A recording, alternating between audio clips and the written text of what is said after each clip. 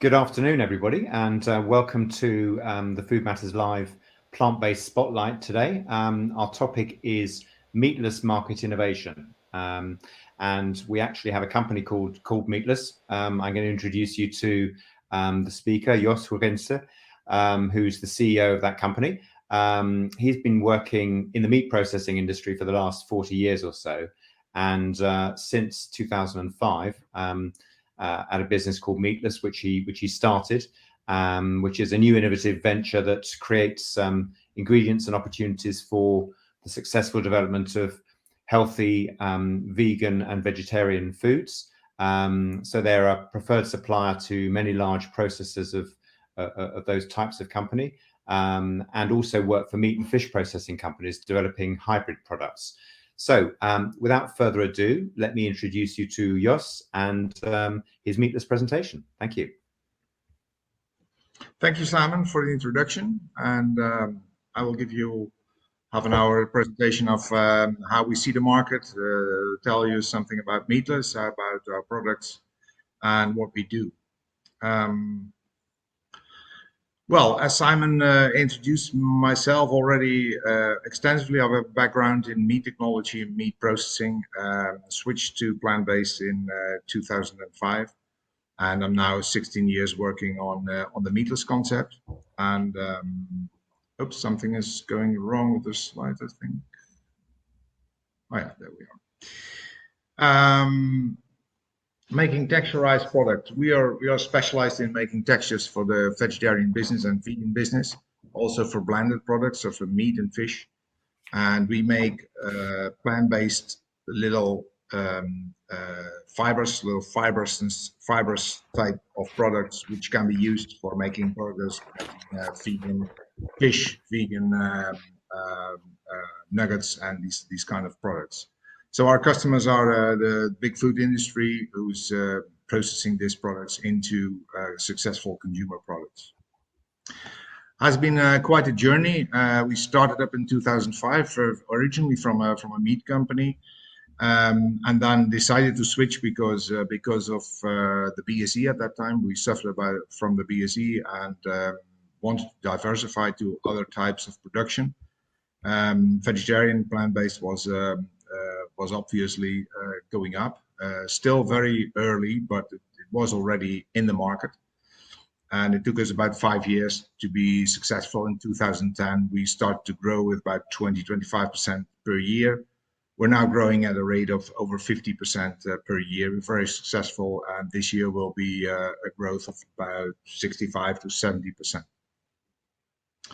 Our position in the chain is not always understandable. We are delivering to the industry. So we're not a consumer brand. We're not delivering to the supermarkets or distribution or QSRs. We are delivering to the processing industry who's making the consumer products. So we are into a lot of brands in Europe, branded products, but also private label. And we sell both through supermarket chain and the out-of-home market. So on the left-hand side, you see actually the growing, the blue button is growing the farmer, then it goes to milling, the beans or grains are milled. Then we texturize, we make a kind of a form of it, a little piece of chicken as you want, and that goes to the industry, and the industry makes its consumer products.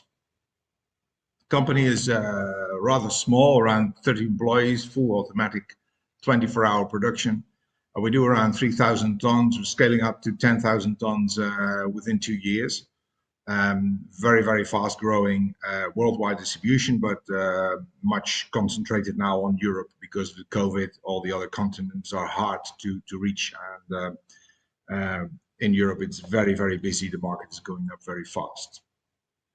One of the key things in this business, if we look at it at the current developments, is production capacity. A lot of companies are suffering not enough production capacity. So we're really looking forward to building capacity in a very, very fast rate. We're nearly doubling our production in the past 2 years, and we are tripling our production in the next 2 years. So the scaling up is going very fast in this business. It's hard to keep up with demand, but we succeed in following that demand. This technology which we use, hydrocolloids, is a technology which is quite unique. We are one of the only companies who can do that, and we are certainly the only company who can do that in high volume. The ability of this technique is really that we don't need the functionality of the protein, which means that we can texturize a lot of different types of grains and legumes, but also we can use whole foods. We don't need concentrates or isolates. We can use whole foods, which is a lot more efficient and more sustainable than using separated proteins. That means that on the FI, we have a large stand in Frankfurt in a couple of weeks. We will present not only our usual production of rice, wheat, lupin, fava, quinoa, and pea, but we will also bring new varieties like chickpea, lentils, sunflower, pumpkin, mung bean, and kidney bean, and a lot will follow. We can bring a lot more variety into the diet. If you go to the shop now and you buy a vegetarian product, you only have three choices. It's either wheat, pea, or soy, or mycoprotein. That's the four choices you have. But we will add a lot of new varieties to that portfolio. This business is strongly R&D driven, so I'll give you some of the examples we developed in the past years, and what we need in future. We need in future more use of whole foods because we need more efficiency and more sustainability. We need certainly more variety, nutritional, but also in the product portfolios we need more different products, different type of products. We need higher efficiency, also for sustainability, and we need, very important, we need scalability. I mean, if you have very nice technology and a very nice product, you have to be able to scale it up to big volumes. Here's an example how we took on the fish analog market in the past years. This is a texture which you see in the picture, is a texture which is purely made from whole food rice, and it's a very, very good mimicking of whitefish. We're one of the best in that market. We're doing a lot of tonnage in UK, but also in the rest of Europe. And fish analog we see as a big future opportunity for vegetarian. It's still quite small in the vegetarian portfolio, but it will get higher. We're looking at new varieties like salmon and tuna, and the whitefish is doing very well. We will develop more varieties on that. Fish will be a large opportunity for the next years. Why would you mimic fish? As fish is rather healthy to eat, but we have a sufficiency problem with fish. Today, about 50% of all the fish we eat is already farm fished. Wild fish is only 50% of what we eat, and still the demand of fish goes up. But we are near to the ceiling of the ability of catching wild fish. United Nations has said that about 85% of the world's marine fish stocks are now fully exploited. So we need another 30, 40, maybe 45% raise of the amount of fish, which will be a problem to get it from wild catch. So we have to farm fish that all, which will be a problem. Plant-based can be a solution for that. Either as a part solution, as a blended product into fish, or as a fully mimicking fish product. Another one which is developed by us is a very good technique to make tasty succulent vegan sausages. A huge market, especially in Europe, where you can mimic sausage quite well. It's quite near to the real thing. That might be another big market to in the future for vegetarian products. We're also doing technical developments in combining different techniques, like you see here, dry extrusion and hydrocolloid technology. This is a unique product. Nobody else can make this. It's already in production in Germany for hamburger production, and it gives you a very nice combination between succulence and juiciness and fibrousness of the dry extrusion product. Very successful. We expect a lot of it. Another combination will be mycoprotein, will be fermentation and hydrocolloid techniques. Again, will be an excellent combination between fibrousness and juiciness. Another innovation we did years ago was the fava bean, which is quite well known now around. But when we started 2016, 2017 with fava bean, nobody had ever heard of it. It was only used for feed. But we were the first to be texturizing fava bean products, and that gives you a bean which is very well producible in the Northern Hemisphere, in say UK, Netherlands, Germany, and has a reasonable protein content of about 30%. Again, we can texturize the whole food fava bean. We don't need the concentrate. So we make products very low processed of the whole fava bean. And that gives you the ability to make minced meat textures like you see here. And they are actually made from locally produced beans. So you can produce a bean in Germany or in Holland or in the UK, make a texture of it here, and make vegetarian products of it here. So it's a totally circular chain near to the consumer, which is very promising for the future in sustainability in food. Our process is very gentle, so it's very different from extrusion, dry extrusion or wet extrusion, and it takes a lot less of resources, less fossil fuel, less CO2. We are very efficient factory, efficient process, and we do the LCA calculations with Blanc externally, and we're among the most efficient raw materials for vegetarian products available. Again, very important in that role is the use of whole food, where we don't have any rest streams, and we are really using the whole product as such, as made by nature. We're also doing pasteurizing temperatures and not sterilizing, no high pressure, and no GMO. We also have local products, locally made products, especially the fava beans, and the wheat is made locally. Again, some examples of what we do for customers. On the left-hand top corner, you see the latest development in tuna, which can be canned as well. It will be on the market in January, February as a canned tuna, and we will proceed with fish types like salmon and other textures. We will have a lot of that on the stand in Frankfurt. Okay, let's see the market and what the real problem is. Of course, one of the big problems is world population, but also we succeeded from 1960 to now. We succeed not only in feeding 6 billion more people, but we also feed them with 41% higher food production per capita. So that's near to impossible. If you would have thought about that in 1960, nobody would have reckoned that it was possible. It has been done. We're now growing to another 2 billion, and we're reaching the ceilings, especially on meat and fish. We see ceilings approaching of our production capacity in this world.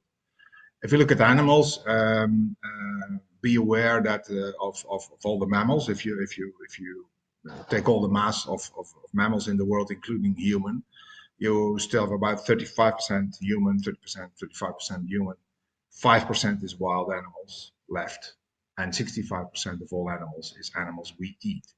So it's very, very difficult to get to meet demand as it is projected here by Rabobank. The increase of the demand for animal protein is near to impossible to produce. So sooner or later, we will have to make more with less, and plant-based can be a solution there, a very important solution. Of course, we have another problem as well, which is climate, and here you see a comparison made by Blanc in Gouda between chicken, you see the kilos of greenhouse gas output here, and you see chicken 4.7, beef 39.9, pork 6.7, and you see in the little green spots you see the output of meatless products, which is significantly lower. I mean, it's really factors lower than meat or any other raw material. We're from the beginning, we are very targeted on scalability and low output, low resource use, because low resource use means competitive pricing and also very efficient and sustainable product. The vegetarian market now, it's a complex world. It's not a world where it's only vegans or vegetarians. It's a world where there's a lot of flex. There's people who eat on a Tuesday, eat vegan, and eat a Big Mac with McDonald's on a Wednesday. There's all kind of different types of consumers, and there's only one thing which is very clear: the market goes up very fast. We have growing figures in Holland about 25% per year now. UK has going up in 2020, I think around 30%, and the Germans have doubled their consumption in about 2 years. So that market is really exploding and is really going up very, very fast. How come? Well, we have the classical reasons: sustainability, health, and animal welfare. But what has happened in the past years is that it's also becoming trendy, and there's coming in a lot of investment. There's coming a lot of marketing money investment. Think about the introduction of Beyond Meat and Impossible Foods. That was really tremendous publicity and tremendous growth of the whole business. And that means that this is an old figure, it's 10% CAGR, but in the meantime, in Europe, we have a 16% CAGR for plant-based products. So the classic reasons: animal welfare, of course, personal health. The perception of the public is that eating less meat is more healthy for is better for your health. And then, of course, sustainability, which is a very important reason to reduce intake of animal-based protein. But this is a new one.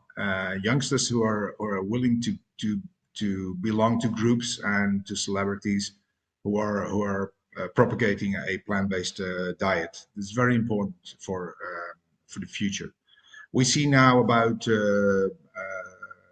5 times as much vegetarians under 30 years of age as over 30 years of age. So we see a very clear demographic change towards plant-based in the next 10-15 years. And then, of course, investment. We saw a lot of takeovers. JBS bought Vivera recently, and there was a lot of investment in the past 2 years, about 50% of what was invested in the 40 years before. So the investment rate is going up very, very fast, which means that the sector is very stimulated to grow and to go on. Now, seeing all that, you can imagine how big is that vegetarian market. Well, actually, it's not very big. It's relatively growing very fast, but it's in volume, it's still not very big, and that's what you see projected in the consumption data from the EU and the USA. I mean, the meat consumption is still on the same level. It's not changing. It's not going down. Vegetarian is not really influencing at this moment the sales of meat, and that's because of this. The influence is low because it's still a very low volume.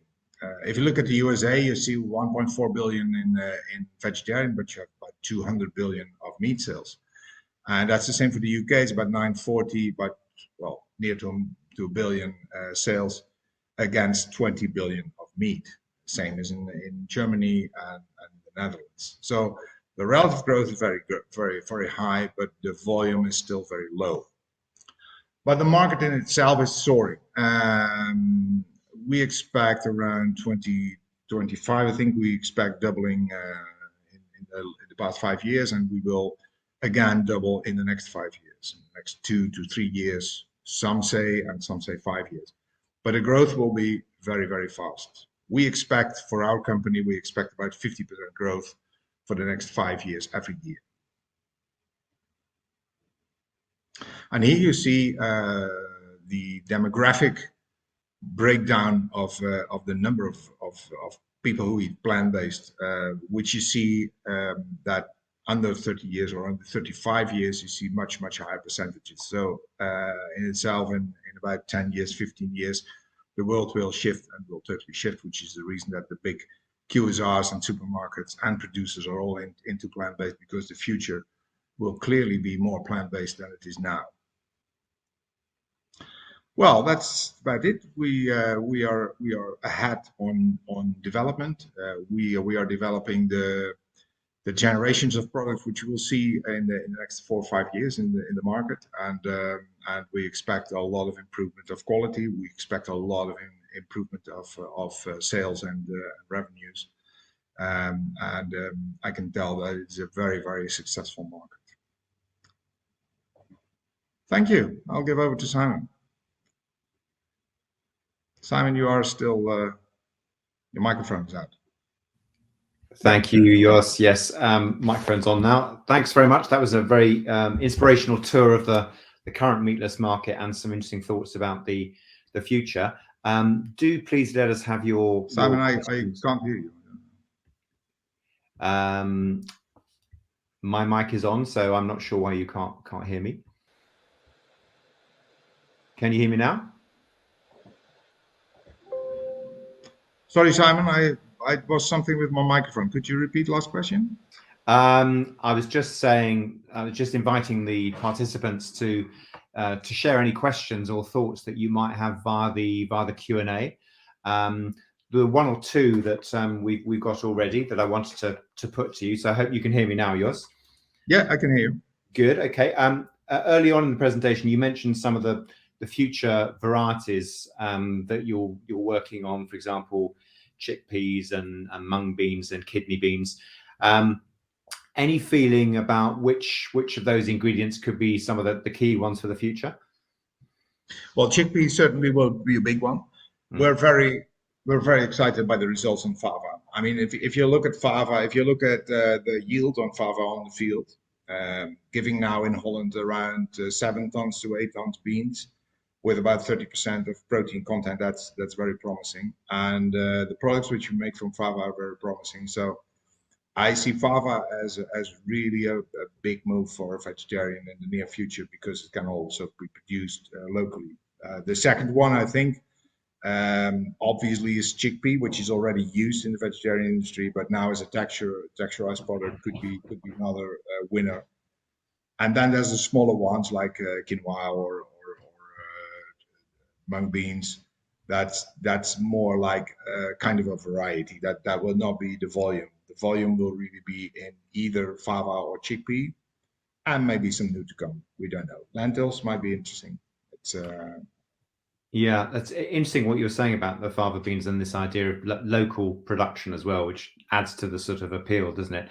And I mean, how do fava beans work in terms of the quality of meat substitute? Are these are many of these beans, interchangeable in terms of the end taste of the product? No, they're not totally interchangeable. They all have their own functionality, their own taste, their own bite, their own functionality in the product. The fava gives you a product which is quite firm, fiber which is quite firm, and which is very suitable for mimicking minced meat type of product. It's a little bit off-white. It's not really white like rice, so it's more like meatballs, burgers, these kind of products, where it works very well. It's all of our products are very clean in taste, so they have a clean taste, but still there's differences. For instance, if you make something from wheat, you have the malt, and the malt gives you a certain taste profile which is working in some products, but in others not. And that's the same for fava or for rice. So rice is very suitable for and blended products and fish. And the fava we see as an excellent product for analog minced and meatballs, that kind of thing. Okay, okay. And what about soy? Does that fit into the mix as well? Are you currently using soy? No, we're currently not using soy. We're soy free. Some customers want to get away from soy. Mm. We're not negative for soy. We're looking at the donor soy, so the soy which is produced in Europe, which would be a local soy which we could texturize. That could be an interesting thing. But at this moment, we decided not to go into soy. Okay, okay. Um, Another question we've had about your fish analog products. Um, looks very good, the white fish. I mean, in the visual that you showed. Um, I know we've spoken to two or three different companies who are interested in getting into the UK market with a fish analog product. The issue always seems to be, does the taste and texture really sort of hit the nail on the head? How are you hoping to achieve that, or do you think you've already got there in terms of your fish analog? Yes, for the whitefish we are there. Yeah, but we can make products here on the bench, which are really. Yesterday I had a camera team from TV5 from the French, and we did the tastings of a lot of fish products, and they were really amazed that they couldn't taste the difference. It was really fishy and really. And again, the fish taste and the fish aromas are made from plants, so this is not a fish bouillon or something. There's nothing fish in it. It's purely vegan, but it's very, very close to fish. Where we can improve is scaling up that production. If you're making products on the bench, you have a more ability to do it by hand and to make very, very nice textures. What we really have to improve is finding the machinery, the production lines to make that in high volume as well. The high volume, the product is very vulnerable to pressure. So if you put up forms like fish fingers and nuggets with high pressure, that will mush the product a little. There you will lose a little bit of the flakiness of the product. So that is room for improvement. And then of course there's the other fish types like mackerel or salmon or tuna. That would be great if you could find a substitute for that. We are very far in tuna. I think you will be seeing in the next 2 years, you will be seeing on the market some excellent tuna analog products. Hmm. And the next thing is salmon. Salmon is also a very interesting big market. And, well, we're still working on that. We're not satisfied with the result yet. We have some bits and pieces which are acceptable, but not really on the quality level as we have whitefish or tuna. Yeah, yeah, okay. Another question is about the sort of, I guess, the current level of market interest and the level of investment that's going on.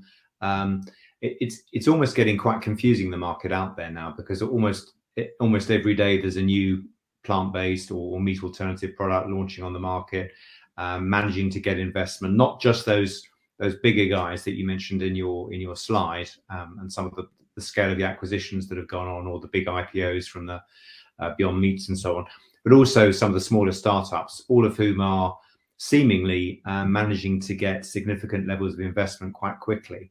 I mean, do you think this is going to continue infinitely? Are we at the sort of peak investment stage? Is the market going to calm down at some point when people start thinning out? Who really are the brands who are going to be successful in the future? What do you think? Yeah, that's kind of $1 million question. If we have big investment, I don't know. I mean, the market's going up very fast, and everybody expect the market to grow very fast in the next, say, 3 to 5 years, which I think is true. I mean, the market will grow very fast. But I agree with you. Nearly every day, something new happens on the market, and there's still room for a lot of companies. But on a certain moment, there will be an overkill, and then you will see, I think, separation of the market in two ways. You will see the companies who are already there and established and having some money and having some production capacity. There will be the newcomers who have to come in. So a lot of them will fail. There's no doubt about that. And then, of course, you have to look at the market, how you separate the market. I mean, up till now, you could make anything for any price. And you can sell, well, I will not name you names, but you can imagine themselves yourselves. There's some brands who are selling products at very high prices, very good quality, but very high prices. And that's only for a top notch of the market, is a top 10% or 50% of the consumers who can buy that. But of course, we're all looking at this middle market, the big market of average price, good quality, selling products. And I think in the end, the winners will be those who can make the products for that market, because that's 80% of the market. People who have an average income want to pay not more for their vegetarian product as they pay for their meat product or their fish product, and competitive pricing, good products which are serving the mass. That's I think that's the end. And people and companies who are in that bracket can be very successful in the next 5 years. Sure, and obviously we're seeing some of the bigger names, the Unilevers and the Nestle's, very much trying to occupy that position right now. Whereas the startups have to claim some new point of difference, whether it's a new ingredient or new flavorings, in order to get that sort of salience. And I know from conversations we've had with retail buyers that there is a certain level of confusion out there, and over the last couple of years, there's almost been a bit of a gold rush to list and try out almost anything and everything. But that's got to come to an end. You can't have a multiplicity of brands on the shelf. The shelf space is not elastic. And, it seems that the bigger players who may have perhaps bided their time a little bit or made some entrance into the sector and then actually had to go away and do it again. But those seem to be the ones who are now sort of knocking on the doors and perhaps might occupy the shelf space in the future. Well, the battle on shelf space is certainly going on now, but there's other aspects which are before were not important. But for instance, scalability is very important. If you have a multiple in Europe, say having about 2,000 shops, and you fill those 2,000 shops, you need to have the capacity to do that. I mean, there's now tenders around of 3,000 tons a year, 2,000 tons a year, 2,500 tons a year. And you can have a very nice product, but if your production system cannot scale it up, cannot go to that kind of volume, there's no use making something very nice for very high price. You need to be in certain sensible price levels and be able to fill in that production. That's what I see coming in the next years. More practical high volume production to fill that shelf and to meet demand. Yeah, and I guess also interesting to explore a little bit about the whole issue of pricing. Do you think that these raw material pricing will come down in due course as volumes increase, as the plant-based market grows, which might then help the RSP to reduce on the shelf and encourage shoppers with slightly smaller budgets to get more fully involved with the sector? Yeah, so certainly it will. I mean, in food, that's inevitable. If volume goes up, price goes down. There's no doubt about that. And we see the first one of our big customers who is now doing the first experiment, selling a product lower than the original fish product, so lower price as the original fish product, which is very well possible, and it will be possible in future. Having large productions, high volume production, efficient productions, we can go to that way, and it will certainly. We also see that has effect on the market. The Americans have already noticed that too. If you go to a really competitive price level, it will have effect on your sales. Even when quality is a little bit less. I mean, if you sell competitive priced products, that gives you a huge advantage on the market and competition. So I think yes, there will be very soon there will be low priced vegetarian plant-based products. Of Hmm. course, we have this problem of now with raw materials in general in all of the world, transport problem, transport crunch, raw material crunch. But that will, I think, that will change again in the next year or so. Hmm. We get a more normalized situation, and then I think the way is free to go to competitive pricing, as we say in Yeah. Holland. Eat two and buy two and pay one. So Yeah. Yeah. that's going to happen. Gonna happen. Bog off deals, as we call them. Yes. We've had another question about on the ingredient side. What about numbers? How do you see things developing in terms of, obviously consumers are now looking for as clean label products as they possibly can. Yes, they're looking for plant-based, but also there's a growing awareness that some plant-based products are heavily processed and may contain ingredients that aren't readily understandable. What's your thought on that? Yes, we're heavily into that bracket. I mean, there's several trends going on. But the first is start in France, but now also in Germany is producing local product. That's something which is coming in now. And then, of course, there's low processed, which means clean label. So as low as possible additives like colorizers and binders, etc. But also low processing. So that means that if you have a flour and you could use a whole food like we do, you use the whole natural flour instead of a concentrate, well, you can separate the flour into proteins and into carbohydrates or starches, whatever. That is a lower processed product.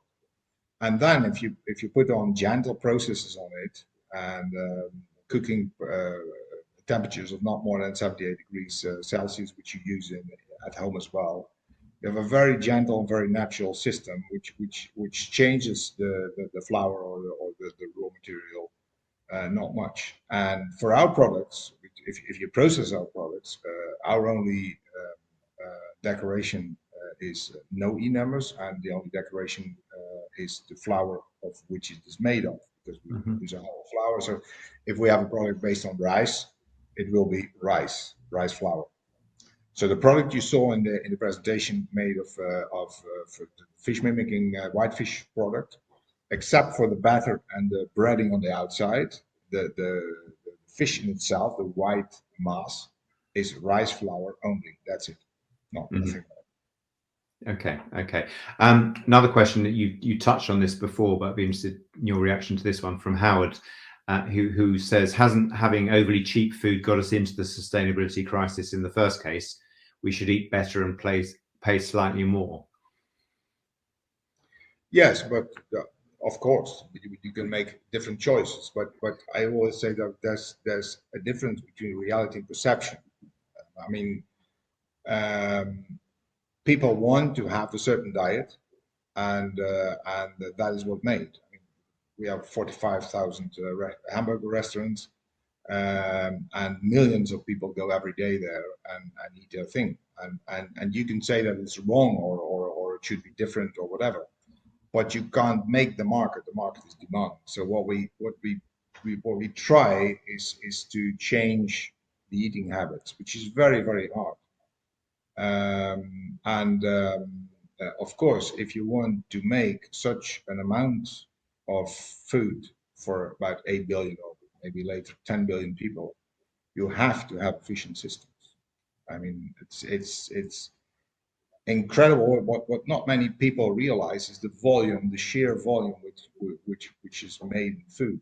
I mean, today again, 30 million chickens are slaughtered in the United States one day. Tomorrow again, the day after again, and that's only America. So it will be in Europe as well. So the amount of food production is huge. That cannot go back to a pure quality scheme. I will give you another anecdote. My grandfather, it's a slide which I much use in the presentation. My grandfather was only in 1949 was on that picture was slaughtering a pig outside because he didn't need the electricity for the light inside, so he did it outside. And on that picture where he slaughters the pig, there's no fossil fuel whatsoever. Man had no car, he never sat in a plane. The pig was brought up in his little village and was eaten in that little village. He was a butcher, but he didn't have a fridge, he didn't have a freezer, nothing. So he used nothing, and he traveled never farther than about 15 miles to the local market. That's it. So that's the difference between now and 70 years ago. And we have now a reality where we have cheap food, which brought us our prosperity and economic prosperity, and we can turn that back again, regretfully. So what we have to do is making more efficient, more with less resources. We have to. There's no other way. Sure. And so, what would your grandfather have thought about eating meat made from fava beans? Do you think? Probably would not even imagine. But that's why I used the slide. What I often say to youngsters is if you think that with not eating meat you beat my grandfather in sustainability, think again. You know, so my father became 95, so he died about 5 years ago, and he was a meat processor as well. And he find it very interesting development. My grandfather would not even be able to imagine that it would be possible. But again, he ate meat, but actually lived a lot more sustainable than we do. Yeah, that's an interesting point.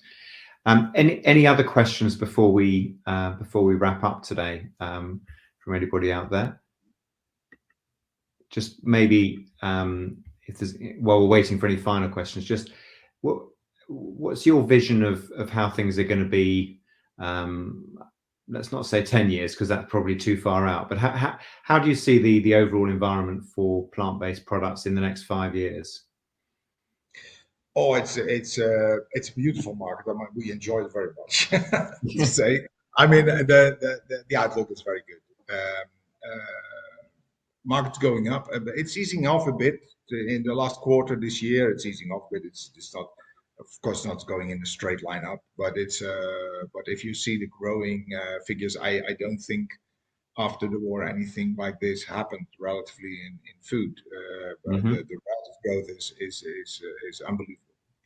And coming in so many big companies now, especially the QSR, so the restaurants, the chain restaurants. I think we will change our diet in the next 10 to 15 years. It will go more slowly than everybody thinks. I mean, there's all kind of spectacular publications about eating 35 or 50% plant-based within 15 years. I don't think that will happen, but yes, we can go up to we can easily quadruple or even make it tenfold bigger in say 10 years. That will mean that if you do that, that will mean that you're substituting about 10 to 15% of the meat production. I mean, if only we could consolidate, we could ease off the yearly rise of meat production. That would already be an enormous solution. We are still going up 2.5% meat production every year. So if you could bring that to a zero, that would be an achievement in itself. Sure. Okay. Many thanks, Jos. It's been a pleasure talking with you this afternoon, and for sharing with us your excellent presentation and your vision about where plant-based is going and certainly where it's come from. I'm sure it's prompted a lot of thoughts amongst the audience. Thanks to all of you for attending today and for many of your questions. We look forward to seeing you on a future occasion. Thank you again. Yeah, thank you very much. Thank you. Bye-bye. Bye-bye.